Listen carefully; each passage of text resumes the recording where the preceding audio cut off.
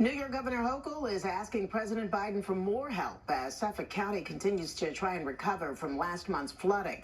She requested a major disaster declaration from the White House, which would grant more federal recovery funding. That money would be used to support Suffolk County homeowners and cover damages and operations from first responders and crews.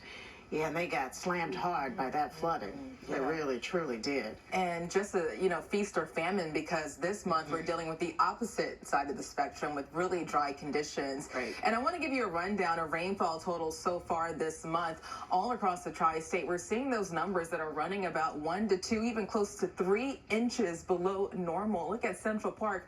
Only 1/4 of an inch so far in this month. In Poughkeepsie, similar conditions. Islip below 1/10 of an inch of rainfall.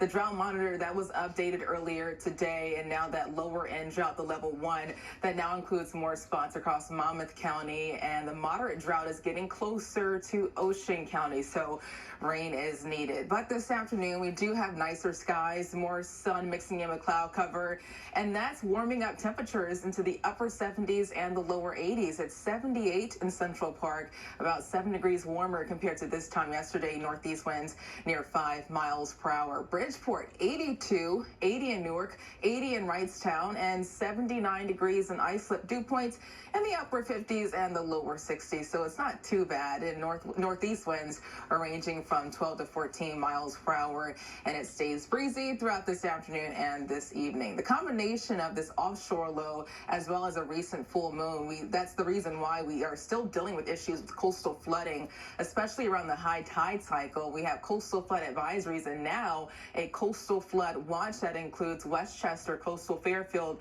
the Bronx, Queens, and Nassau County. 1 to 2 feet of extra water above ground is possible, and that will last through Friday. And we still have a high rip current risk all along the shoreline.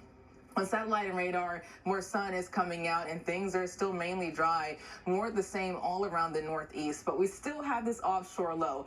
That could try to spill in extra cloud cover tomorrow and maybe even a chance for isolated rainfall. So this is how the timing works out. For us today, more sun, mainly dry, temperatures in the low to mid 80s, more so the mid to upper 70s for the east end. And tonight, clouds move in from east to west. Tomorrow morning, our in-house model trending drier again, so still can't rule out maybe a sprinkle or two for Long Island and Connecticut, but really not a lot of rain to worry about for your Friday morning commute. Friday afternoon, tomorrow afternoon, some of this moisture could get closer, and that's when we could have to see an isolated area of rainfall, but just not expecting a lot of activity tomorrow. Late Friday into early Saturday, skies start to clear, and we'll see more sunshine throughout this weekend. But today, a taste of summer, bumping us up to high temperatures close to 10 degrees above average for this time of the year, breezy and warmer. Tonight, clouds increase, still breezy, and we could see a stray area of rain east towards sunrise. Tomorrow, mostly cloudy, temperatures in the mid to upper 70s, and once again, a chance for a shower or two, especially for spots east of the city. This weekend, dry on Saturday, 75 degrees, and fall starts on Sunday morning, and we cool down to the upper 60s and the low 70s. Monday still quiet, and we could start to see our next opportunity for rainfall looking ahead late Tuesday into Wednesday, potentially lasting into early Thursday. Okay. Fall is coming and we can't stop it. We can't. Thanks, Brittany. Strikes, furloughs, and investigations. Boeing's latest attempt to turn things around as scandals continue to plague the airline manufacturer. And a new study finds screen time before bed may not be as bad for children's health as we previously thought. Next Jeopardy! He's newly ordained, but is he ready for this game? What's more stressful, Catholic priest or Jeopardy contestant? Catholic priest. Next Jeopardy! Watch Jeopardy tonight at 7 right here on Channel 7.